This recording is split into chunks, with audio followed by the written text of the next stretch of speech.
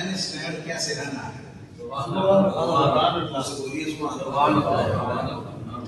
یہ نیچرل فطرت کی حقیقت ہے کہ اگر بیٹا مقتل ہو جائے تو میں بیٹے کی طرف نہ دیکھوں, میرے پاس بیک اپ ہو, سیکنڈ آپشن ہو, اگر میں اس کو کہہ سکوں. ٹھیک ہے, یہ بات جو اس منصب کا تقاضا ہے, یہ اس کی غیرت کا تقاضا ہے, یہ اس کی جرأت کا تقاضا ہے, یہ اس کے قوام ہونے کی دلیل ہے. لیکن ماں بیک اپ نہیں رکھتی,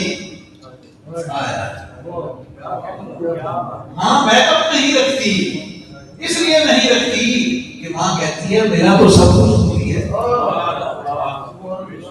میرا تو سب کچھ تو ہی ہے, میں نے تو سب کچھ تیرے لیے لٹایا ہے, میں نے تو سب کچھ تیرے لیے قربان کیا ہوا ہے. اس لیے ماں کو بے وفائی کا ڈر نہیں ہوتا, ماں کو بے وفائی کا ڈر نہیں ہوتا. توجہ کیجیے گا جملے پر, ماں کو بے وفائی کا ڈر نہیں ہوتا, اس لیے کہ وہ سب وفا ہوتی ہے.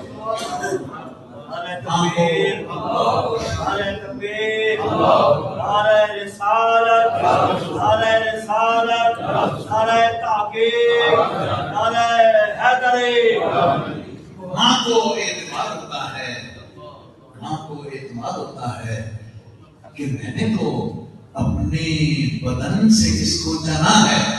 جملے کی گہرائی کو سمجھیے گا, میں نے اپنے بدن سے اس کو جنا ہے, میں نے خون جگر سے, میں نے اپنے خون سے, میں نے اپنے آپ سے اس کو جنم دیا ہے, میں نے تو سب کچھ اس پہ لٹایا ہے. ماں نام ہے اعتماد کا, وہ سوچتی بھی نہیں ہے کہ میں نے سب کچھ لٹا دیا ہے تو بیٹا میری طرف پیچھ پھیر لے گا. یہی آمنہ, تو نے مجھے بچپن میں جدا کر دیا اپنی حکمت سے, آج اگر تو زندہ ہوتی, آج اگر تو زندہ ہوتی تو دیکھتی محمد کا عروج کیا ہے, محمد کا کمال کیا ہے, محمد کہاں پہنچا ہوا ہے. اور یہ نذرانہ عقیدت و محبت تھا اپنی والدہ کی خدمت میں کہ محمد صلی اللہ علیہ وسلم میں کائنات کا تاجدار ہوں, کائنات میرے پیچھے ہے, کائنات میرے ساتھ ہے, کائنات میرے اشاروں پہ چلتی ہے.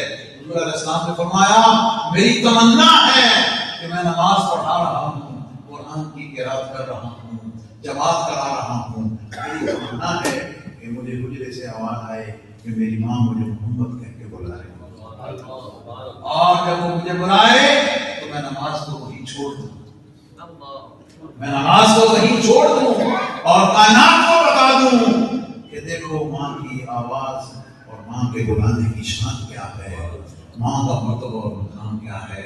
آج ہم اپنے جن رشتوں میں